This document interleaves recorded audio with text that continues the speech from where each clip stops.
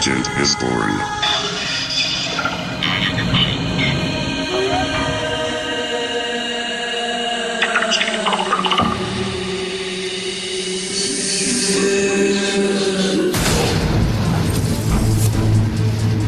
The BIONICLE has begun.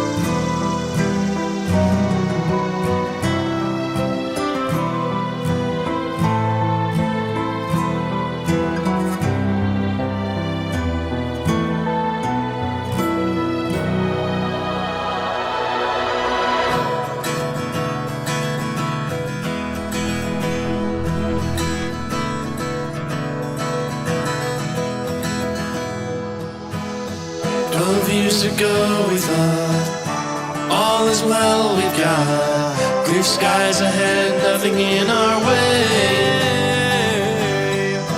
We were all as one, a shining peace had come, but the great spirit had gone away.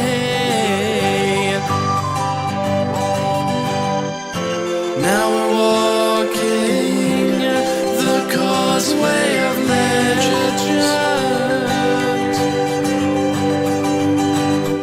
No destiny that ain't ours, and no destination.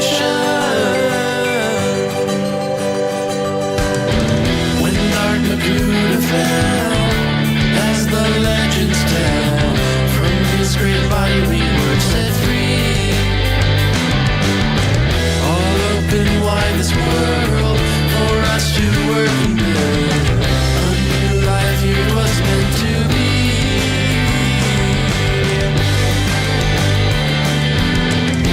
Now we're walking the Causeway of Legends. No destiny that ain't ours, and no destination.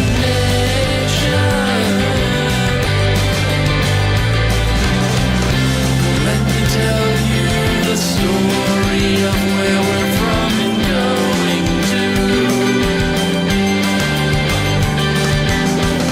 And if you like it, we're my friend, and then you can join us too. A creation of the ancients came, Mirandar was his name. Living weapon hunted heroes down. Agametru Nuvalari. Agametru Nuvalari.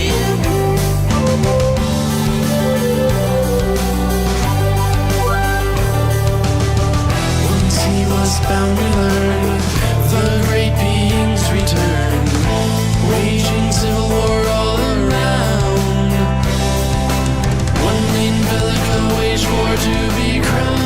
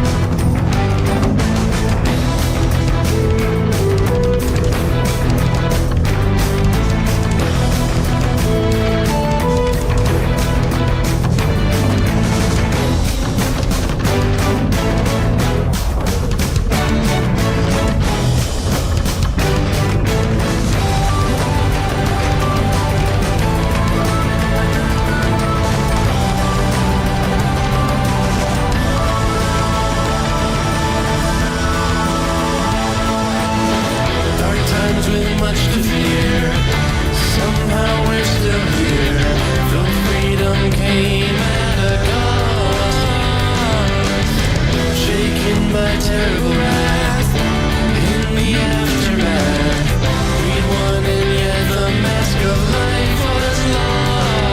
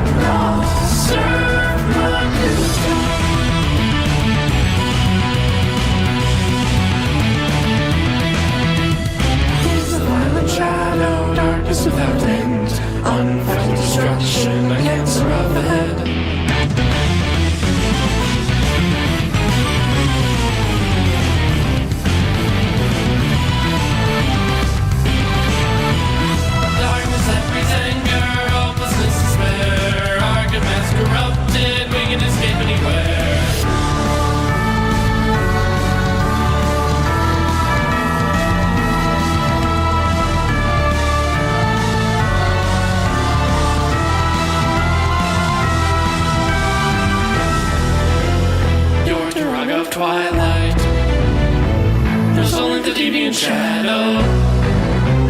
Help us to teach him the balance that only he can know.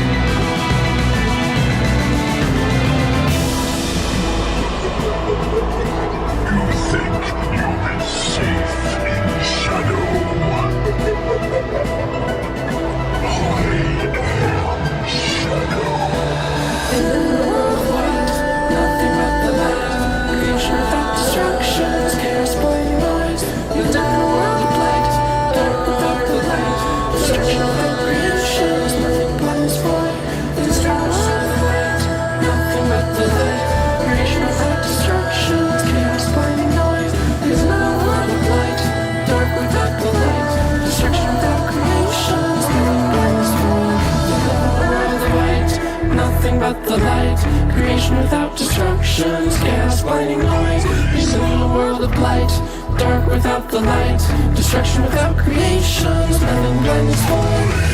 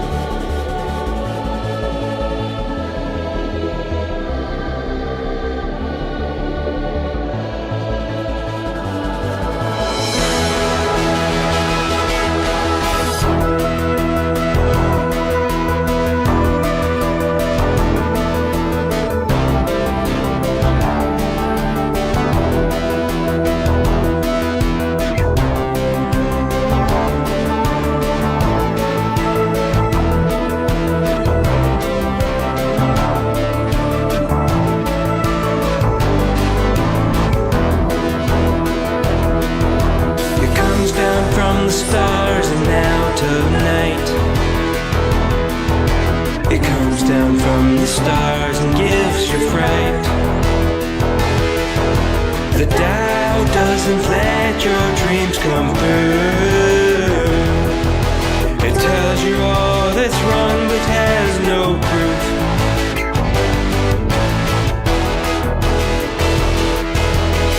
Every moment that you waste is one more heartache that you take. And every person that you wake is one more soul you can make. And every time your doubts unfurl, just remember there's good in the world. Yes, we're counting all on you, but remember your virtue. So tell me, cloud, about the sun. Are you too afraid of what's to come? Nothing of integrity or truth. The choice to stand or fall, it starts with you.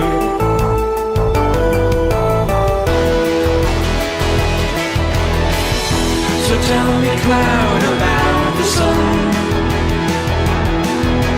Are you too afraid of what's to come? Nothing of integrity or truth.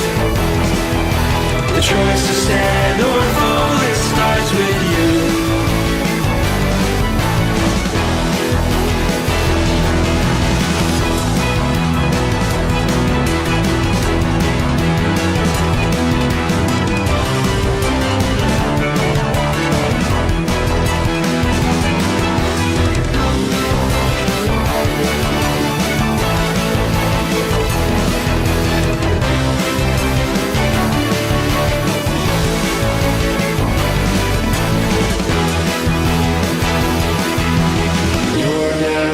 To have its way, there's not much more that I can say. I would give my life for you, I wish our God you knew.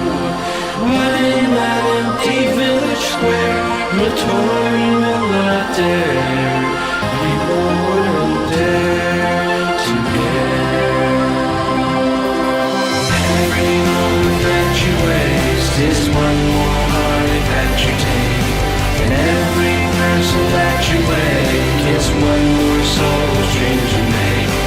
Every moment that you waste is one more heart that you take. And every person that you wake is one more soul change you make.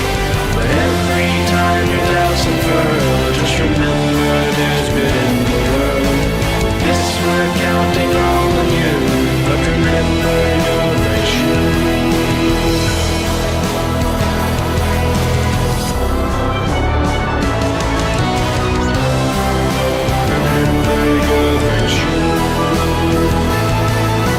The choice to stand or fall, it starts with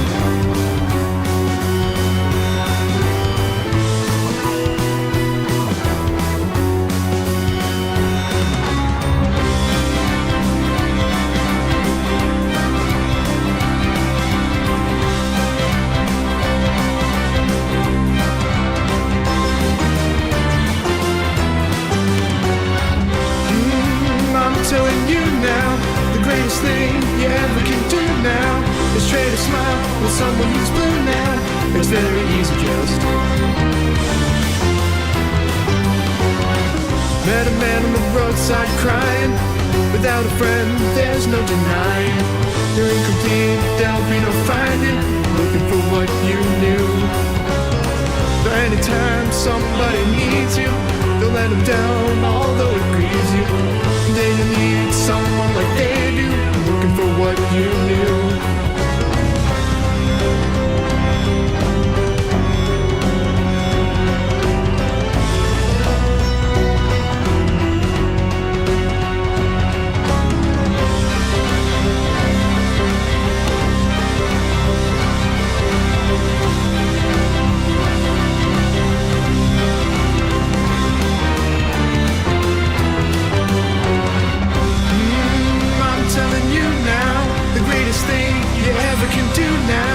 Always trade a smile with someone who's blue now. It's fairly easy just.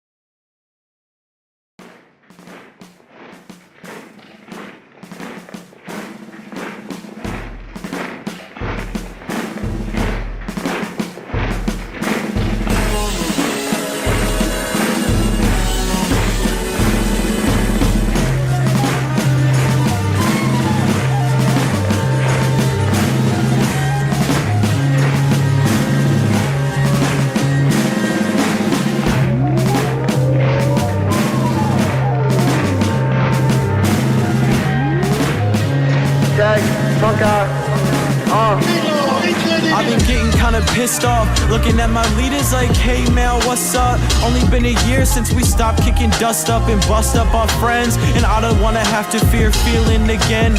I've done seen the world straight split up in half, so I'm not gonna keep partying, I'm really just mad. What you see in my mask, seeing trees turn to ash, lives leaving a flash, so where you leading us, it better not just lead to the past. I got my voice, so I'ma use it, and you can't take that away, so I'm gon' say what I wanna say. Y'all gon' stay the same, so the change gonna come from me. Everyone walking at my pace, on the same page. If you're walking at my pace, you feel betrayed. If you're walking at my pace, we're on the same page. I'm just trying to make sure that y'all get the message. Wasting all of our time as we take the toll with our brethren. Chronicle all their lies while they hide away with the henchmen. I just gotta be honest, your timing is kinda senseless. Tell us what the premise is. Why are all the heroes off the premises? Why so many seekers? Where's the end of this? Why we throwing parties in the streets and we got dead to miss? I can't even sleep, I'll save my dreams when we're done with this. Oh, I got you, watch this. We're just walking around, changing up the talk of town. Yeah, you thought Coley is the least of what we're talking about. I just thought, I'ma march cause I'm not laying down. Laying down for what? Laying down for not. Gonna take up space, talking till they change it from the top. These people walking at my pace, you can see it on their face. If you're talking about our race, we feel betrayed. If you're walking at my pace, you're trying to see change.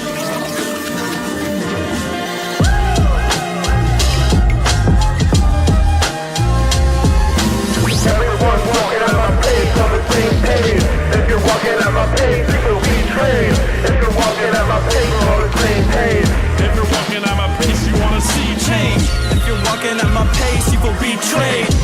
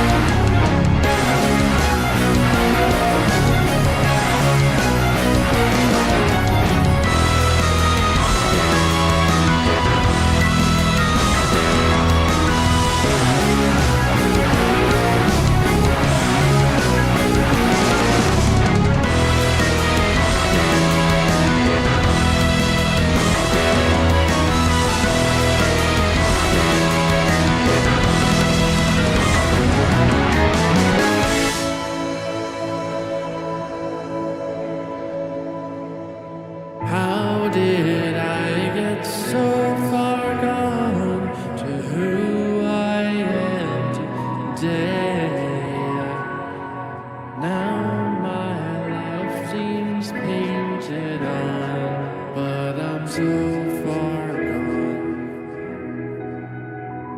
maybe too far gone.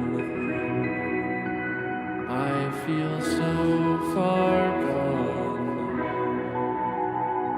maybe too far gone to ever find the way.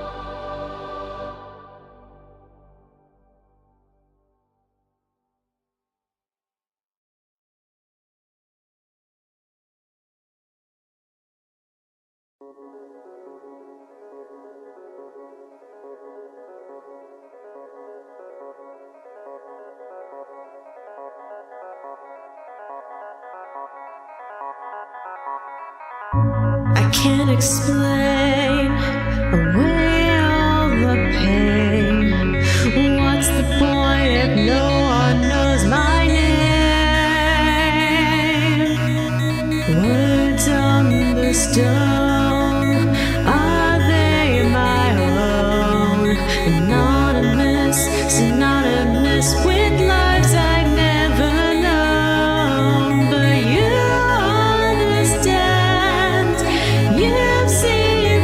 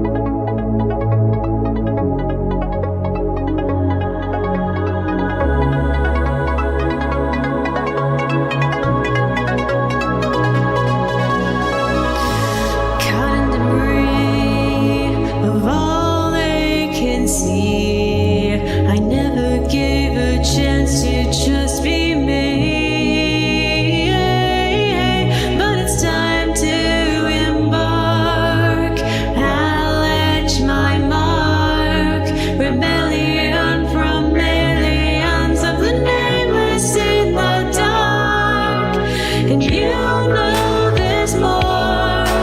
You open the door. My destiny lies just beyond the shore. Attack from below, fight against the foe. I need to say what they're afraid to know. I won't settle.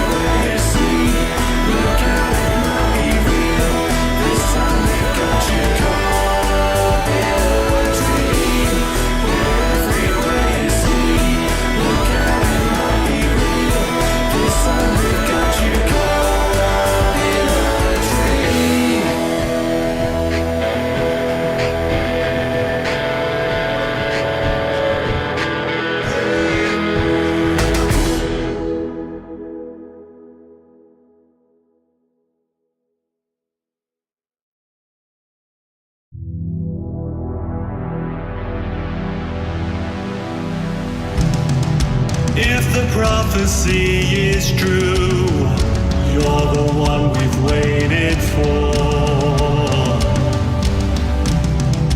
Will you hear what I say to you and know what has been foretold? A darkness has infested our lands and put us on the brink of defeat. Don't know how long we can stand until our downfall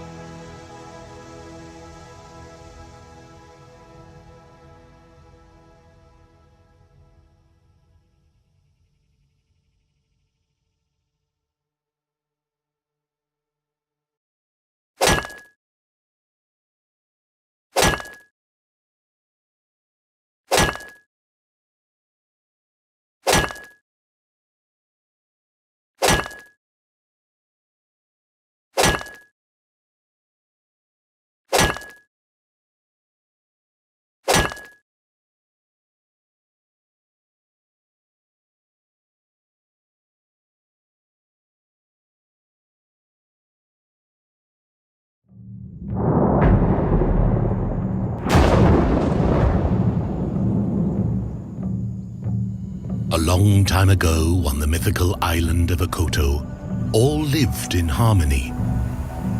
It was a place of wonders and beautiful landscapes. From the island's elemental forces, two brothers, known as the Mask Makers, created masks of power. Each brother had a special mask. Makuta owned the mask of control, and Ikimu the mask of creation. The brothers provided the islanders with many masks, but Ikimu's were the most treasured. His brother became envious and forged an evil plan. It was a sacred law that a mask could never contain the power of more than one element. Otherwise, it would become too strong and dangerous. But Makuta wanted to create the strongest mask of all time. The mask of ultimate power.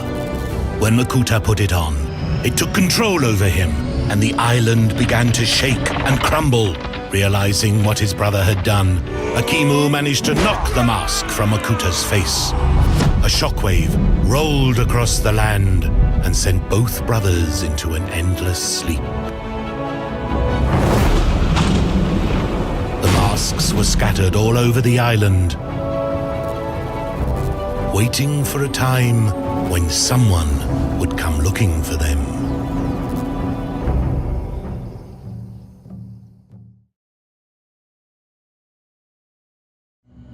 On the mythical...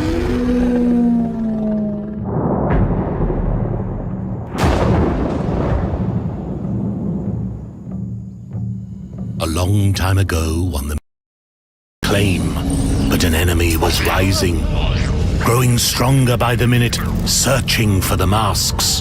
Desperately, the protectors gathered in their most sacred place, the Temple of Time. Reciting what was known as the Prophecy of Heroes, they sent their prayers to the sky. The prophecy was whispered to the protectors a long time ago when they found the lifeless body of Ikimu, the mask maker, and laid him to rest. Hear now, my son, what the prophecy says. When times are dark and all hope seems lost, the protectors must unite, one from each tribe. Evoke the power of past and future and look to the skies for an answer. When the stars align, 6 comets will bring timeless heroes to claim the masks of power and find the mask maker. United, the elements hold the power to defeat evil. United, but not one. It was the power of this prophecy that made 6 elemental heroes rain down upon Okoto.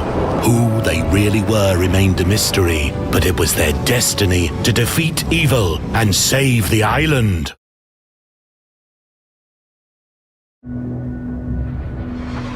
A bright light fell from the sky above the island of Okoto, crashing into the ground like a burning rock.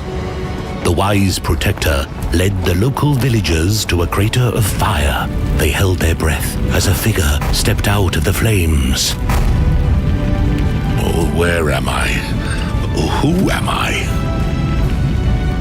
You are Tahu, the master of fire. You have been sent to us. What are you talking about? Why would I be sent here? An evil is rising, and you are here to defeat it. Tahu looked around the villagers. His head held many questions, but no memory of who he was or what he was capable of. Me? What do I know about defeating evil? It has been foretold that one day 6 heroes, the Toa, will arrive and go on a quest for golden masks to unlock each of their great powers. How do you know? Was it something I said? No, it's those skull spiders behind you.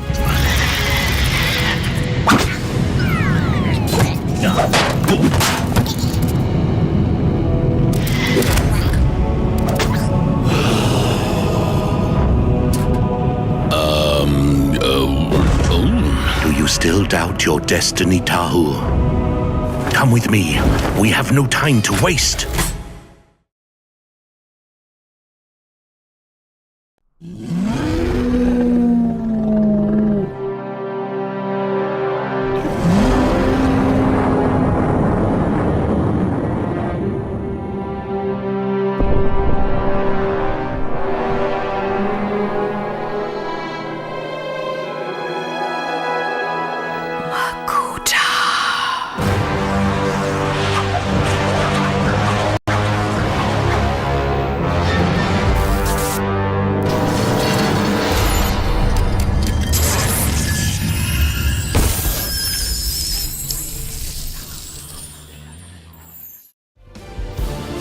Now you have a nice structure to continue building your mask on these extra connectors. And here comes tricks number 2. We really need to make good use of these big shell pieces, as these pieces will give us a really nice shape and also the transparent color that we really want. So you take the torso pieces, the bone structure that you just made, and then you take these pieces, simply snap it on. The good thing is you can put on extra details on top of that, and it will create some unique shell shape of different pieces. With these shells on top of the bone structure that you have, you will be able to create a mask with awesome colors, and it will also tell us what kind of elemental power they will possess. Here come the final tricks. These high friction elements is really useful when we are trying to build these kind of big models like the mask, because high friction elements increase the friction between the joints, and it will create different motion. For example, we have our current torso that will move like this. But if we put the high friction in,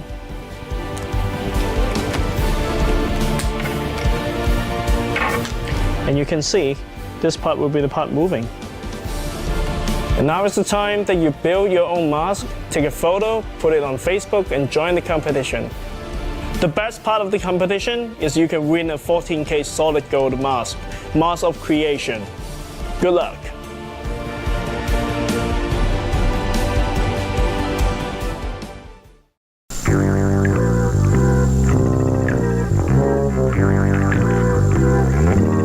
Is it just me?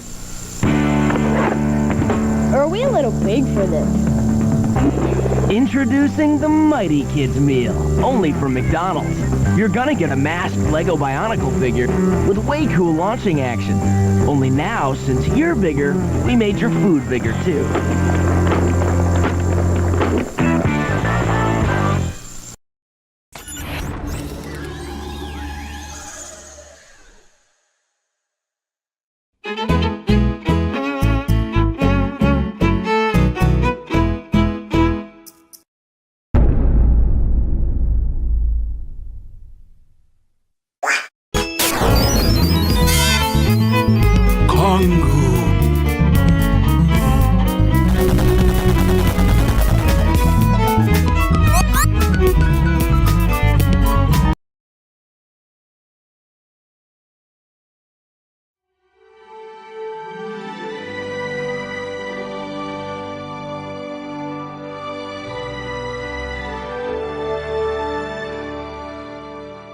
Hello all! Happy Bionicle Day and welcome to the Knowledge Tower, where we investigate the science behind the Bionicle legend.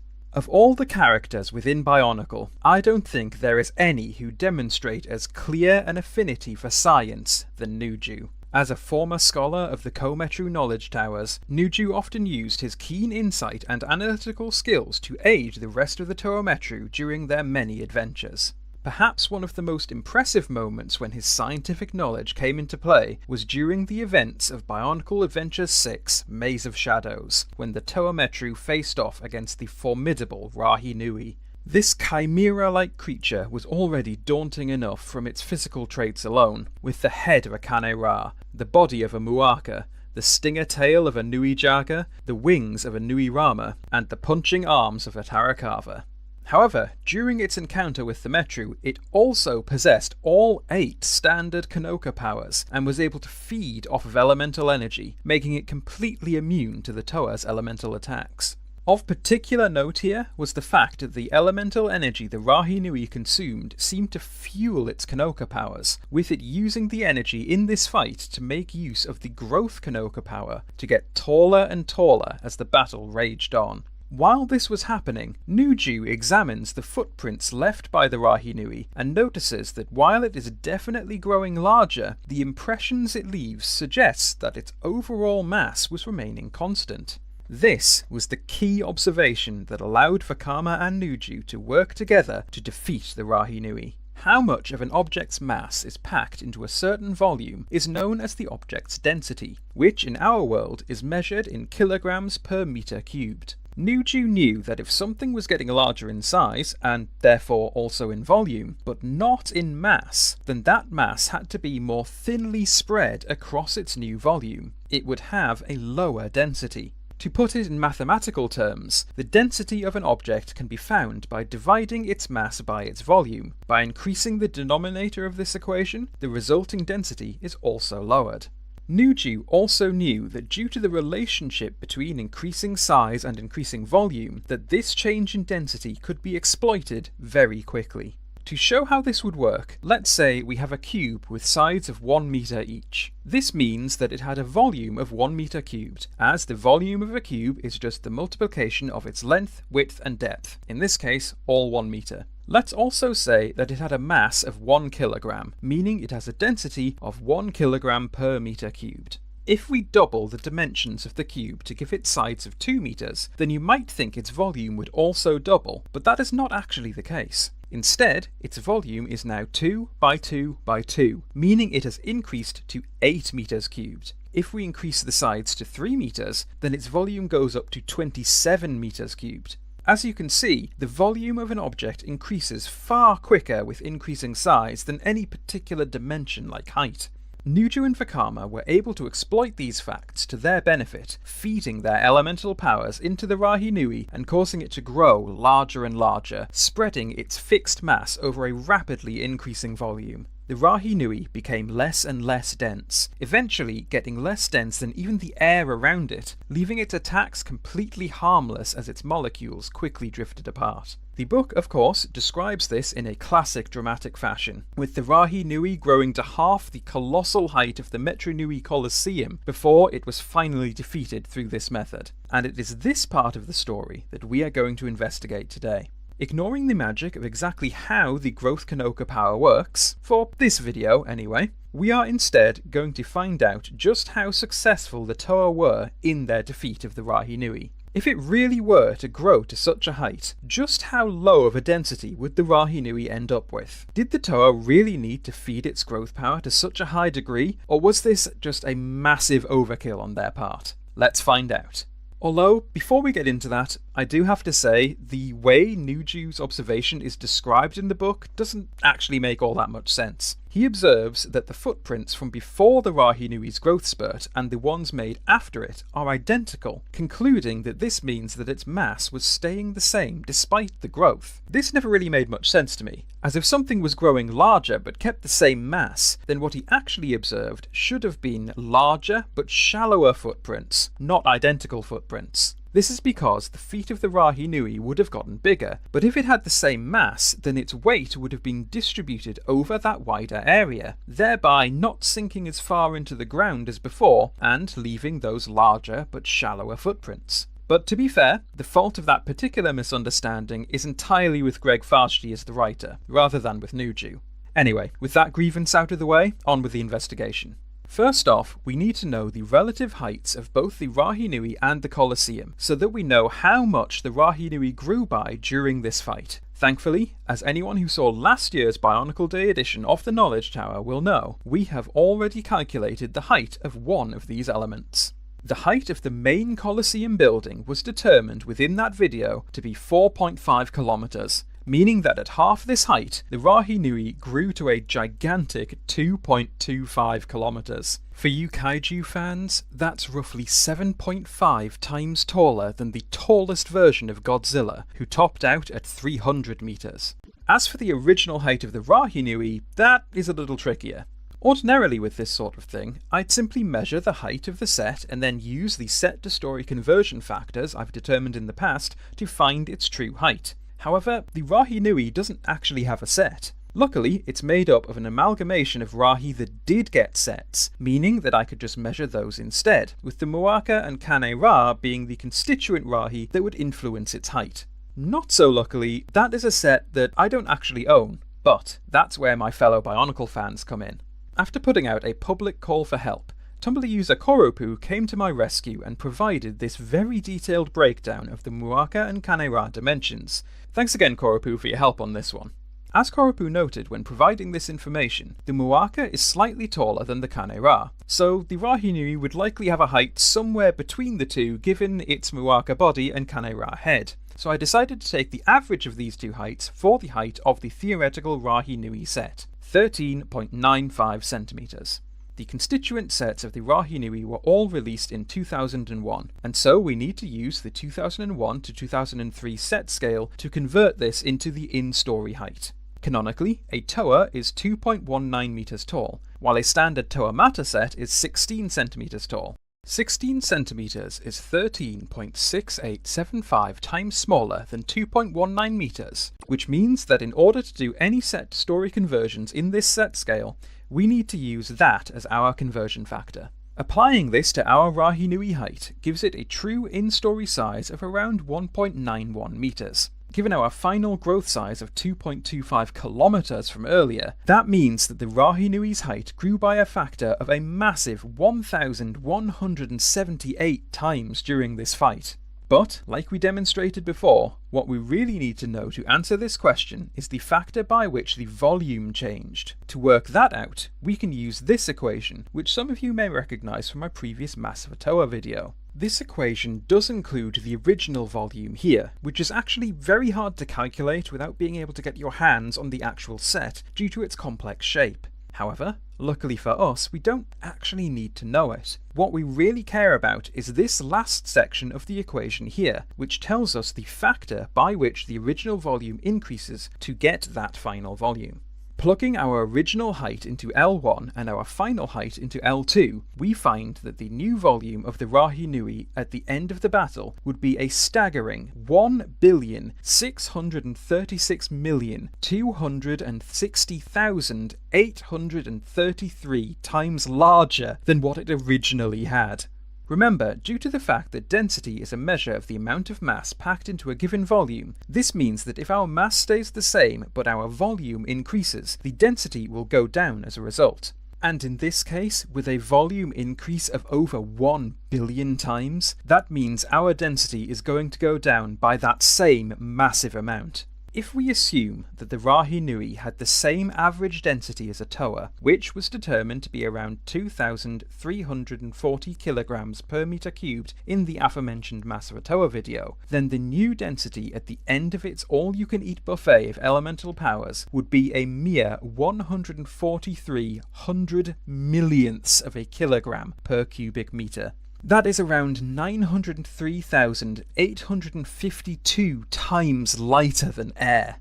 If the Rahinui could still somehow magically direct its phantom limbs to attack the Toa Metru at this point, then its density would be more than low enough to give it the ghostly qualities described in the book. In fact, running those equations backwards with the goal of making the final density of the Rahinui to be the same as that of air, the Toa would only need to push the Rahinui to a new height of a mere 24 meters to render its attacks as harmless as a breeze. Instead, they made it 93 times larger than this.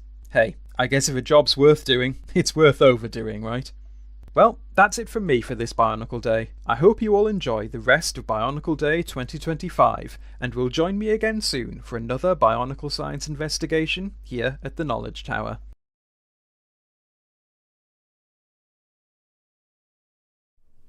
Hello gathered friends, I'm Hrur Nuva, and welcome back to Bionicle Deep Dive, where we analyze the tropes, characters, and lore of LEGO Bionicle.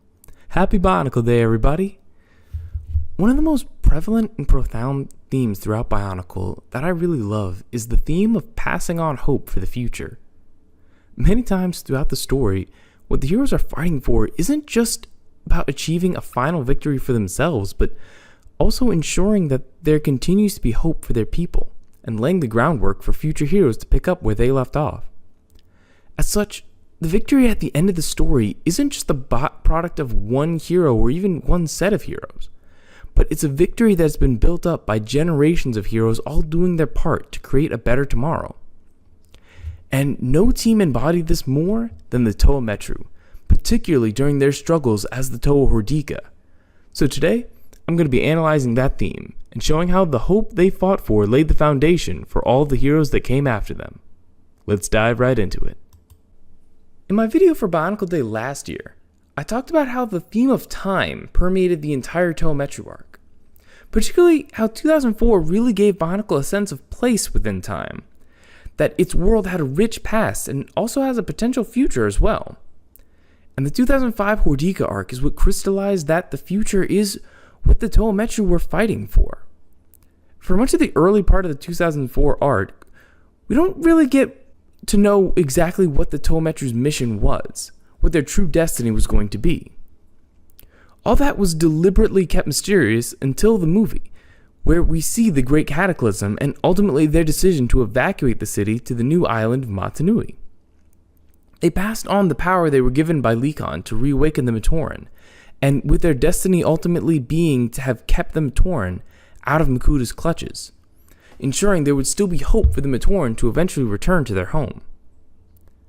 So, while the theme of passing hope to tomorrow is present at the end of the 2004 story, it gets explored even deeper in the Hordika arc.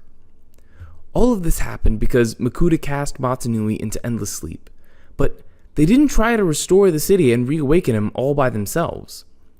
There is a moment when sailing back to Motunui where Whenua wonders aloud that they could have stayed and tried to rebuild rather than relocate, but when the Toa actually reach the shores of the city, we are confronted with just how impossible that would have actually been. The damage was too extensive, and as shown with the Visorak, the threat of Makuta and his minions was far from over. And after being captured and mutated, the Toa Hordika spend most of the middle section of this arc gathering airship materials to evacuate the Matoran. This shift in mindset from trying to return the city to how it was in the past to trying to preserve the future is really poignant. The mission to resurrect the Great Spirit was carried out in parts by 3 Toa teams, with each team having a vital role. The Tohometru evacuated the Matoran of Motunui out from the Matoran universe to ensure they would be safe until the arrival of the Toamata, who would eventually bring them home. Among those Matoran would be the Toa-Inika, who would save Motunui from death and thereby clearing the way for the Toamata to return and ultimately reawaken him. The Tohometru could have never accomplished all of that on their own. None of the teams could have. But by doing their part and keeping hope alive, they made it possible for future heroes to do their parts. And there's an interesting humility in having their destiny being a small part in something much larger than themselves. Oftentimes in stories with heroes chosen for destinies, the destiny is meant to be grand and final, the ultimate saving of the day.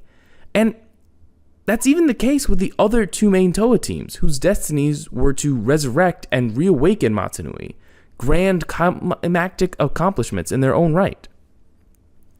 But the story treats the Tohometru's destiny of saving the Matoran to ensure hope for the future as just as vital a destiny. The theme of passing hope to the future is also present in one of the side stories in the arc, where the Rahaga task the Toa Hordika of finding the Mask of Light, which they hid in the city. Back when the Rahaga were Toahaga, they discovered that the Brotherhood of Makuta had betrayed their oath to protect the Matoran, were raising an army for conquest, and captured the Mask of Light.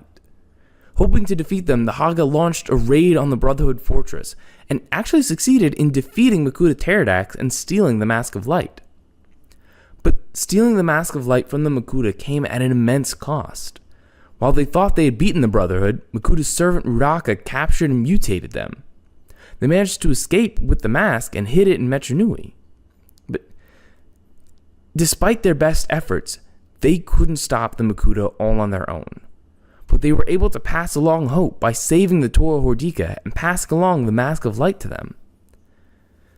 The Tohometru then brought it with them to Motunui, where it would eventually be found by Takua, who would become the Toa of Light and the hero that would return the Matoran to Motunui. Hope passed from one generation to the next, each laying the groundwork for it eventually to pay off. Now, there's some in the fandom who argue that BIONICLE shouldn't have continued the Tohometru story in 2005, that their story was complete in 2004 and BIONICLE should have gone back to the present, perhaps even having the Toa Nuva face the Visorak when they returned to Motunui. And I'll admit, I do think that could have made for an interesting story. But I also truly believe that continuing the story of the Tohometru through the Hordika arc was extremely necessary for BIONICLE's story. Rescuing the sleeping Matoran and getting them to Motunui was their destiny, and fleshing out the struggles and ordeals they went through to fulfill it made their story far more poignant. The challenges they faced as Hordika really drove home how much they sacrificed to protect hope for the future. It's what makes that theme work. Because more than anything, The struggles of the Toho Hordika showed better than any other saga just how hard it is to keep hope. The Hordika arc is one of the darker and seemingly hopeless arcs in Bionicle, alleviated only by the fact that we knew it was a flashback and that the Matoran would eventually be brought to Motunui. The Toho Hordika were up against a seemingly insurmountable threat with the Visorak, a horde of cunning and ruthless conquerors who had already taken the city and beaten the Toa once. They spent the entirety of the arc pursued and on the run, even more so than they did in the previous arc. They had to face this threat while their very minds and bodies were turned against them. Mutated against their will, their bodies became twisted and bestial, hitting all of them hard, but particularly Matau. Even worse, the mind-altering effects of the Hordika venom. It made them less rational, more prone to anger and violence, and they had trouble maintaining their focus for cognitive tasks. What's worse is that the disease only progressed more with time. They knew that if they didn't find a cure soon, they would be rendered feral, destructive beasts permanently. And if that happened, the Matoran would be lost forever, and no one would even remember what the Toho Hordika fought for. They had to do it in the shattered ruins of their beloved home, racked with guilt that they were powerless to stop the cataclysm, and that their absence allowed the Visorak to conquer the city. Although the cataclysm wasn't their fault, and there was nothing they could have done to stop it, the guilt and grief at all they had lost weighed on them. They had to do it while their very faith in their destiny was broken, having discovered that it was Makuta who selected them to be Toa in order to divert destiny. Which is why I think it was so important that they did not discover the truth that they were in fact chosen by Motunui until after they had already won and rescued the Matoran. Learning they were always destined didn't help them succeed. They succeeded in spite of the fact that they believed they were chosen wrong. And above all, they had to do it while their team and their trust in each other was more fractured than it had ever been. Vakama's betrayal, more than anything, was him succumbing to despair. It's incredibly easy to fall into despair when isolated, and the rift that formed between him and the other Toa drove him deeper into his Hordika side, quicker than any of the others. Combined with his immense guilt over his own failures, and the revelation that Le-Koro was tricked into picking him as a Toa, this led him to lose faith in himself, and his faith even in the idea of being a Toa. In Challenge of the Hordika, Vakama laments that it seems all the Toa do is destroy, that they didn't save anyone. And the novelization for Web of Shadows, Vakama's fall to the dark side is further expanded upon. There it shows that not only was he driven by his anger at his team, but was also rationalizing his betrayal because he believed their mission was hopeless. He told himself that if he could gain command of the Visorak, he might be able to order the Matoran freed, believing there was no other way. Vakama gave up hope on his team being able to succeed, and that allowed him to be drawn down a dark path that wouldn't have succeeded anyways, given the Visorak served Makuta. Ultimately, what brought Vakama back was Matau choosing to reach out, choosing to believe in Vakama and try to get Vakama to believe in them again.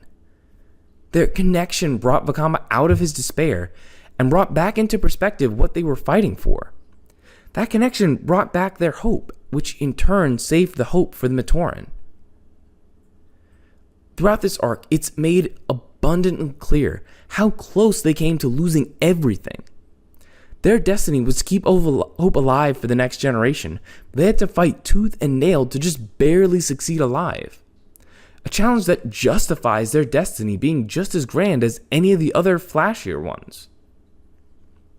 It's also what puts the heroes of the future in their debt.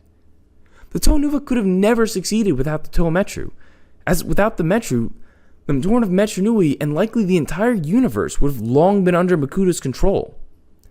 And there's a scene in the epilogue of Web of the Visorak that really encapsulates this debt on a personal level. Vakama was telling the tale of how the Toa Metru got captured to Tahu, and when he finished, he feared that Tahu would think less of him for his mistakes. But instead, Tahu, in one of the gentlest moments for his character in the entire series, merely grasps Vakama's hand and acknowledges all he went through to reach the shores of Motunui. And In keeping with the theme of the relationship between past and future generations of Toa, in Time Trap, Vakama receives a vision of the future, his clearest vision ever, where Toa Krakua talks to him from the future. Krakua tells him two things.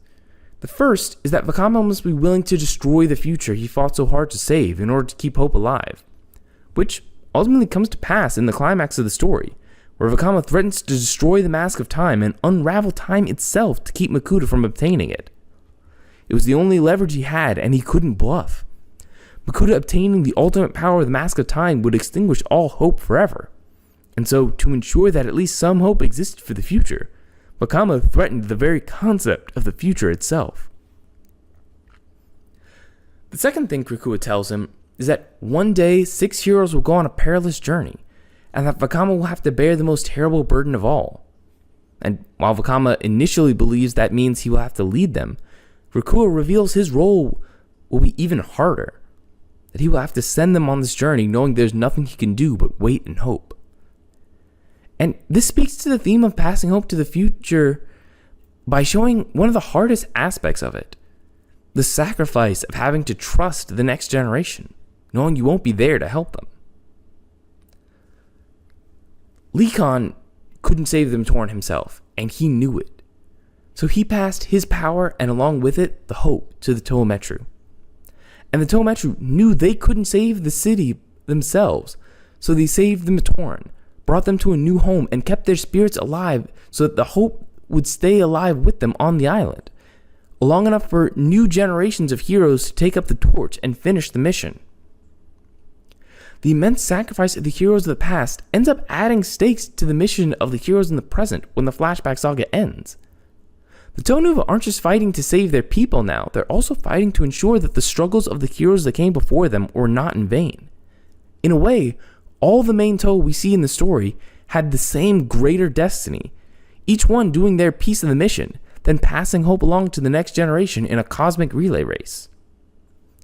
Also, when looking at their role in the larger destiny and Matanui's plan to ensure they became his heroes, it really becomes clear how vital the Toa Metru were to everything, especially when you think about how they were the only team in the history of the Matoran universe we know for sure were handpicked by Matanui himself, and definitely the only ones Matanui went out of his way to ensure became Toa. The Toa Metru's destiny is notable among the main 3 Toa teams in that it is the only one that Makuta did not use to further his grand plan. For the other 2 teams, Matanui's death and revival, and later his reawakening, were vital parts of his plan that he purposely manipulated to give himself ultimate power. He wanted them to happen, just in his own controlled way. The Toa Metru's destiny, on the other hand, was not something Makuta accounted for at all. It was not something he planned around. By rescuing the Matoran, the Toa Metru flat out beat him and forced him to change his plans. All the more fitting considering that Makuta believed he had already defied destiny by being the one who made them Toa, not knowing he himself had been manipulated by Matanui into doing so. In Time Trap, Makuta taunted Vakama by saying that they have not stopped his plans, that at most they've managed to delay them.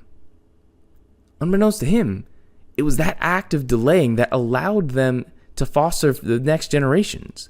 The time brought them hope. And it is the hope that the Toa Metru kept alive that eventually saved the day and brought the BIONICLE characters to their happy ending. By bringing the Matoran to Matanui, did more than just keep them out of Makuta's clutches.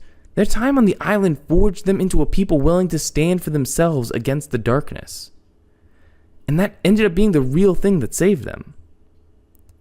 Because while the quest to reawaken the Great Spirit ended in disaster, with Makuta taking over the universe, their continued resistance through the Reign of Shadows and the Battle of Barra Magna helped win them a new world to call home, now truly free to become fully fledged people outside their role in the Matanui robot. Also, I must say there's something fitting about how Matanui's plan for them was to have them leave with the hope of eventually coming back and fixing their world, because that is what his mission was from the Great Beings. Matanui himself, and by extension the whole journey of everyone in the Matoran universe, was the hope being passed down to tomorrow. The hope of the Great Beings that their creation would one day return, wise enough to heal their planet and fix their mistakes.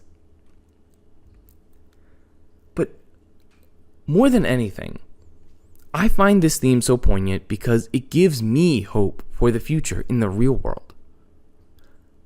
I'm not gonna lie, we live in scary, dangerous times right now. Climate change, the killing of innocent people, massive inequality and bigotry. The weight of the world's problems can be paralyzing. It can feel like we won't be able to solve all the world's problems in our time. And the truth is, we can't. We won't be able to solve all the world's problems within our lifetimes. No generation ever has or ever will. But we are not alone. Not in this time, nor across time. What good we have in the world now is the result of those in generations past fighting with everything they had to make life better than it was in their time. They laid the groundwork for those of us now in the present to continue pushing forward. We can't fix everything in one fell swoop, but there are concrete steps we can take right now that can improve the lives of those around us and create a foundation for further progress to be made. Remember, isolation leads to despair. Reach out among the people you know, in your friends and families and local communities. Find ways you can help and find ways to be helped, even if it seems small. We fight so that one day those that come after us will have new daunting problems to face rather than being stuck with the same old struggles we feel. And they will make progress on those new struggles, progress that will keep the hope for the generations that come after them. We come together, we do what we can, and we work towards a greater goal. Unity, duty, and destiny. That's something BIONICLE taught me. And, some may say it's childish to draw hope for the real world from a fictional toy line, and there is something to be said about looking at the world too heavily through the lens of fiction. But at the end of the day, this is exactly what stories are meant to do. Since our own time before time, humans have told and retold stories to inspire and teach and pass hope to the next generation.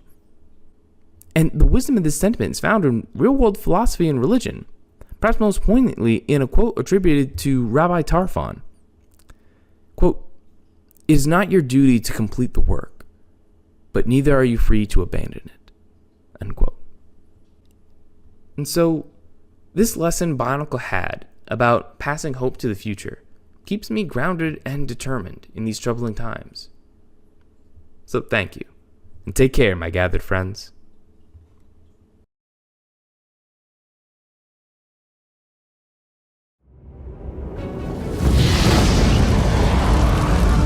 I am Tahu. My strength will burn away the enemy. I am here to battle evil. It is my destiny to claim my golden mask of power and become the master of fire!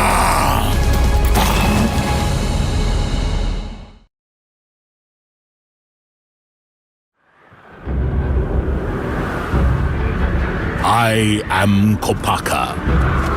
Always cool, always strong. I am here to battle evil. It is my destiny to claim my golden mask of power and become the master of ice.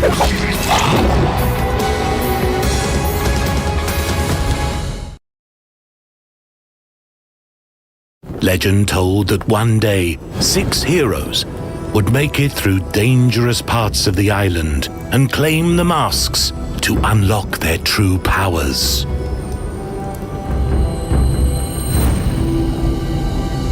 Liwa, Tower of Jungle, was cutting through thick woodlands. The sun-burned Pohatu, Tower of Stone, as he fought his way across desert dunes. Kopaka, Tower of Ice, was striding through raging blizzards. I didn't slip. The river was a fast way for Gali, Tower of Water, while Onua, Tower of Earth, was clawing his way through solid rock. Tahoe, Tower of Fire, this is Okoto's greatest volcano. You are close now. But reaching your goal does not mean the end of danger. Far from it. Know this, Tahoe. The shadows of the shrines hold stronger enemies than you could ever imagine. Be brave. Be strong. Believe in your destiny.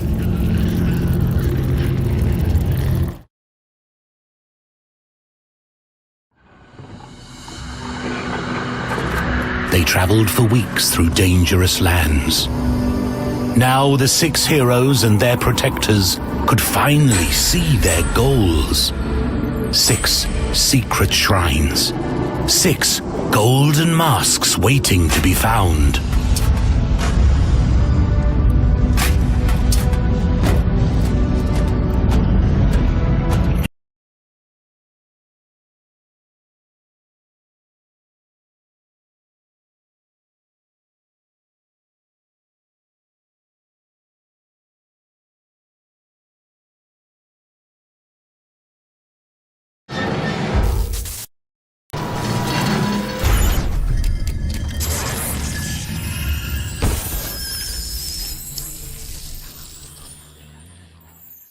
Vater noch 5 Euro mehr bekommen. Die einzelne Figur wird knapp 10 Euro kosten. Bis jetzt steckt ein Jahr Entwicklungsarbeit darin. Manchmal sind die Designer aber auch zu sehr in die gefährliche Welt versunken. Also zum Beispiel die Stacheln hier. Wenn diese noch spitzer wären, als sie hier sind, also das könnten wir natürlich nicht